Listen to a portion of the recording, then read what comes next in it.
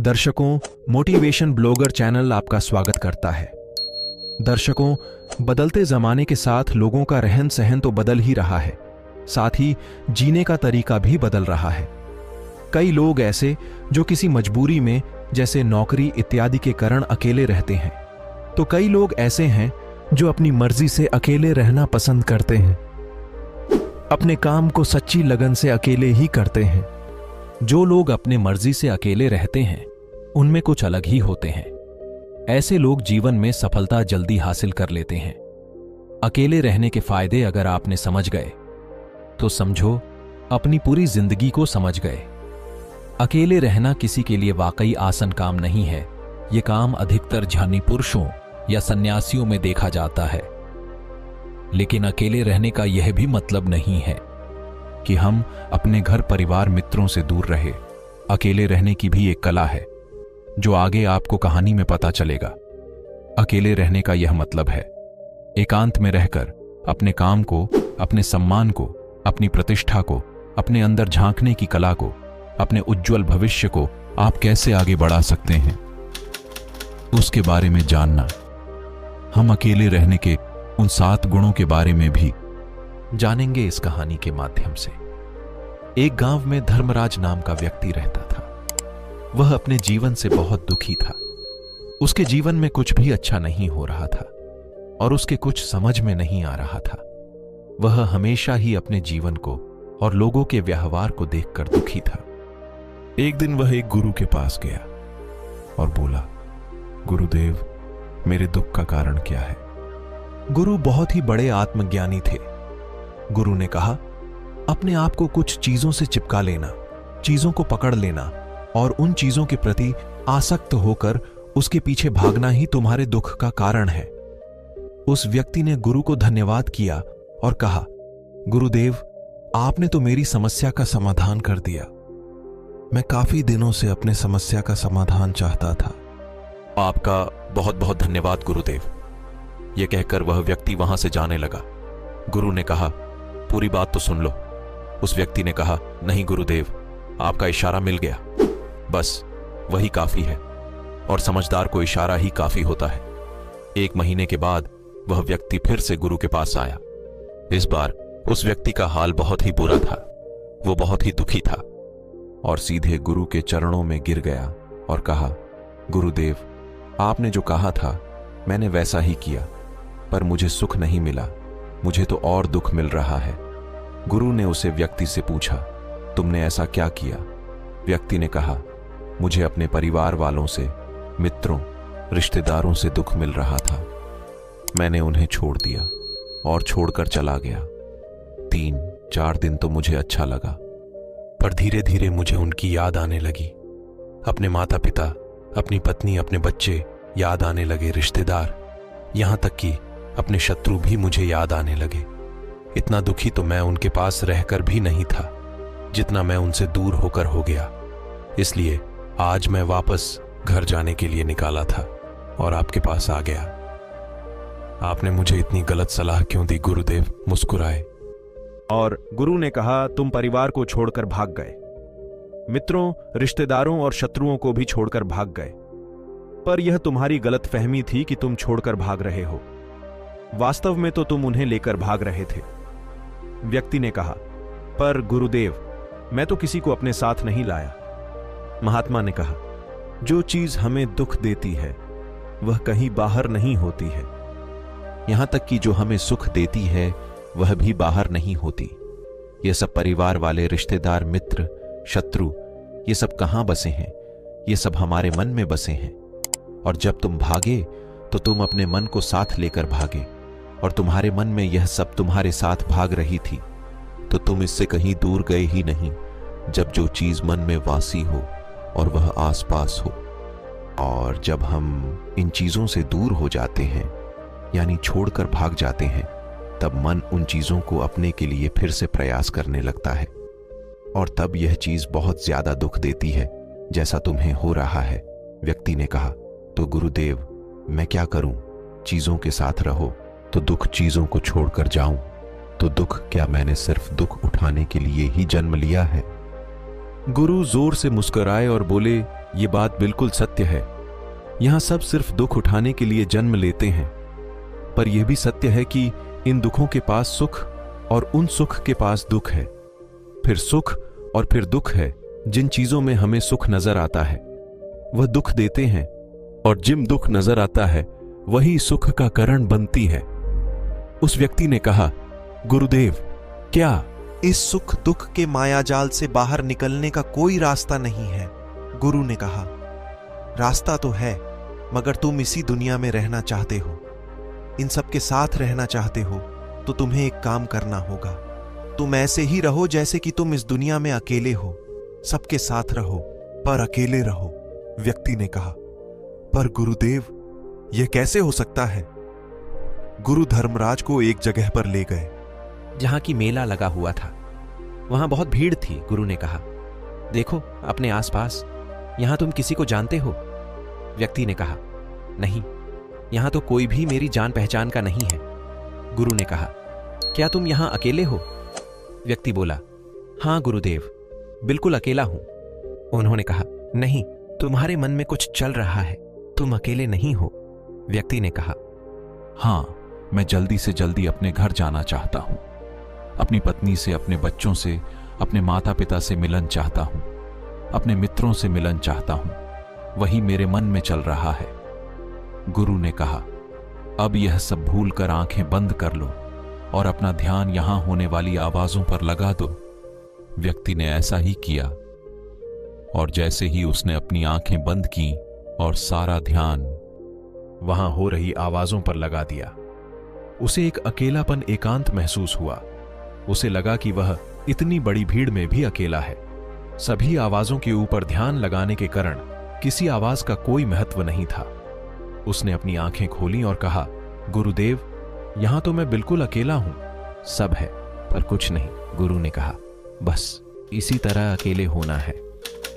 तुम रहो सबके साथ, लेकिन भीतर से अकेले रहो। साथ में सब हो पर मन में कोई ना हो। जिसने इस तरह से अकेले जीना सीख लिया, उसे कभी जीवन में दुख नहीं होगा। उसे कोई चीज दुख नहीं देगी। वह हर चीज में आनंद की प्रताप कर सकता है। गुरु ने आगे कहा, महान सफलताएं अकेलेपन से ही शुरू होती हैं। अकेला रहना हमें खुद से मिलता है। अपने अकेलेपन को नकारात्मक मत समझना, बल्कि उसे एकांत समझकर खुद को जानने का प्रयास करो। जब तुम्हें एकांत पसंद आने लगे तो समझो तुम्हारा वास्तविक वजूद तुमसे मिलना चाहता है। इसलिए अपने इस एकांत प्रेम का सम्मान करो। गुरु बोले, मैं तुम्हें 7 ऐसी खूबियों के बारे में बताता हूं जो अकेले रहने वाले लोगों में पाई जाती है और उन्हें दूसरों से अलग और बेहतर बनती है। पहले खूबी जो एकांत में रहने वाले लोगों में पाई जाती है वो ये है कि ऐसे लोग दूसरों की तुलना में खुद के प्रति ज्यादा जागरूक होते हैं। वो खुद के स्वभाव और आचरण के बारे में ज्यादा गहराई से जानते हैं। ऐसा इसलिए होता है क्योंकि जब हम अकेले होते हैं तो हमें खुद के बारे में सोचने का काफी समय मिलता है, जिससे हम खुद के व्यवहार को अच्छे से समझ पाते हैं।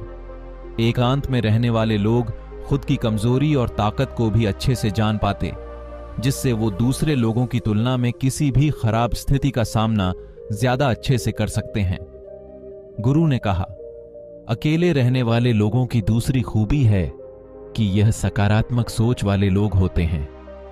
देखो, जब बहुत से लोग हमारे साथ होते हैं तो वहां एक दूसरे से तुलना, जलन, घमंड जैसे विचार अपने आप ही मन में आने लगते हैं। फिर इंसान इन विचारों के बस में आकर उल्टे सीधे काम करने लगता है। हालांकि ऐसा नहीं है कि एकांत में रहने वाले लोगों के मन में यह विचार नहीं आते, लेकिन वह दूसरों से तुलना, जलन, घमंड जैसे विचार उनके मन नहीं आते।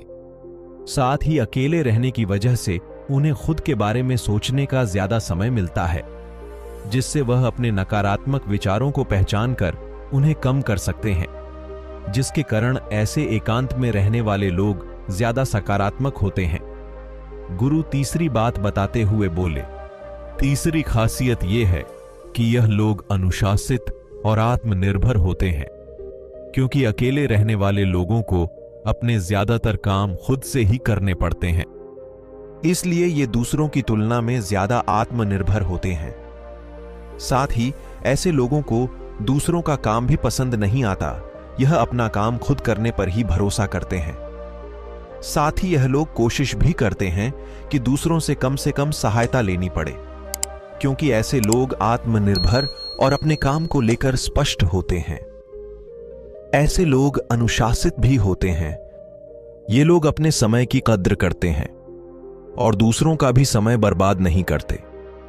अकेले होने की वजह से ऐसे लोग एक निश्चित दिनचर्या का पालन भी करते हैं, जिससे ये ज्यादा व्यवस्थित होते हैं और यह इनके अनुशासित होने का एक कारण है। अकेले रहने वाले लोगों की चौथी खासियत यह है कि ये लोग किसी भी चीज के बारे में पूरी गहराई में जाकर सोच सकते हैं। अकेले रहने वाले लोगों की यह सबसे बड़ी खासियत होती है।